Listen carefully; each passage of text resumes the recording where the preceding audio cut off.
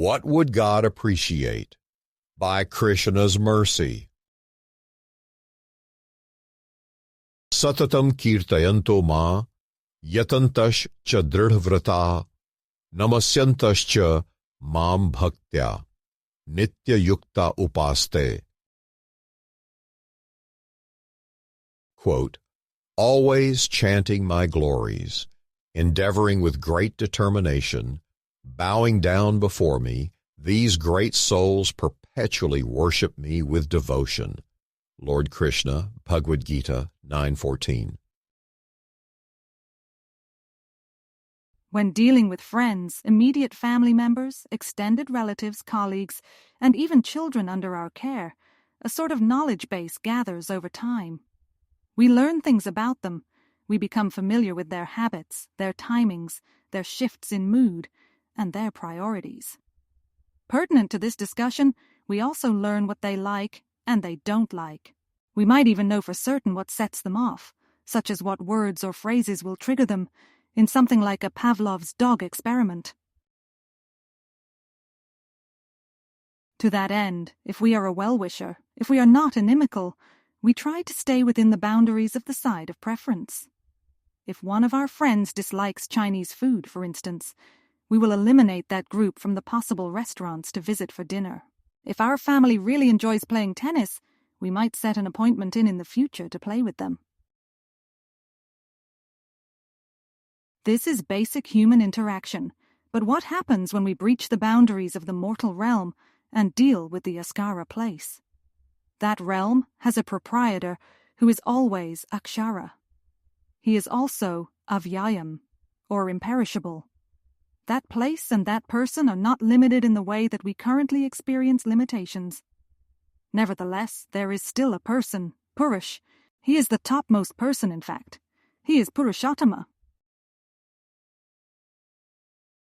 I recognize that the general understanding with that realm tends to focus on the dividing line, pitting two extremes against one another. If we are good, we go to heaven. If we are bad, we suffer punishment in demotion to a hellish region. This is like the first principle of religion in the formal sense. Worship in order to escape punishment. Worship in order to achieve elevation, which can only be validated in the afterlife. For the purposes of this discussion, say that I am beyond worrying about the distinction. I am okay with either destination, as the rules are so complex that I feel I am always in violation anyway. My focus right now is to please the Almighty. I want to make him happy. From there, he can do as he chooses. Let him sort out the particulars as to what I have done well and where I need improvement. Just what kind of behavior would he appreciate the most? We see that within devotional circles the output is not always the same. Some people are doing better than others, is what I mean to say. One person is advanced, while another is a neophyte. Whether I am high or low, advancing or regressing, just what kind of work will be most appreciated by the one who is always witnessing everything through his feature of Paramatma? Bhagavad-gita offers a direct recommendation free of ambiguity. Sri Krishna advises Arjuna to essentially turn the entire life experience into yagya. Every person does something. They make offerings, whether motivated by fear or appreciation. They eat. They might also give away when in a charitable mood. Each one of these categories can turn transcendental through the process of yagya. Everything can be an offering to Krishna, who is the Supreme Personality of Godhead. Yat karoshi yadashnasi, yaj juhoshi dadasi yat tapasyasi kaunteya, tat kurushva mad arpanam. Quote, O son of Kunti, all that you do, all that you eat, all that you offer and give away, as well as all austerities that you may perform, should be done as an offering unto me. Lord Krishna, Bhagavad-gita 9:27. If we have accepted the recommendation, then we might still worry about the level of satisfaction on the other side. After all, leaders can do extraordinary things. The Acharya sets up a mechanism whereby thousands of capable adults voluntarily follow. The disciples assist in producing transcendental literature and distributing it to the otherwise unknowing public. This one person in the group works tirelessly from morning until night without a vacation in sight in order to glorify Krishna. Rasoham apsukonteya prabhasmi shashi suryayo pranava sarva vedeshu shabda ke paurusham nrishu.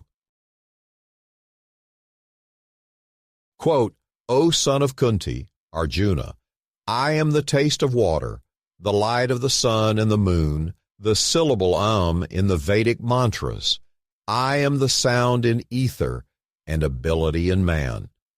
Lord Krishna, Bhagavad-gita 7:8. The Sanskrit word for ability is Purushan. It is essentially the output of the Purush, who is the man. Purush is always the enjoyer, in the context of pairing with the enjoyed, which is Prakriti. Krishna is actually the strength and ability in every person. One person has more strength than another, and one person is more capable in a specific area than their peers. They shine in the arena, whereas others shy away due to the pressure alone. These differences are due to God. This means that whether we appreciate someone else or not, we cannot necessarily imitate their output. This is because our portion is locked at a different setting from the time of birth. Shri Prahlad Uvach, Na kevalam me bhavtash cha rajan, savay balam balinam cha paresham, pare vare mi sthir jangama ye, brahmadayo yanavasham pranitah.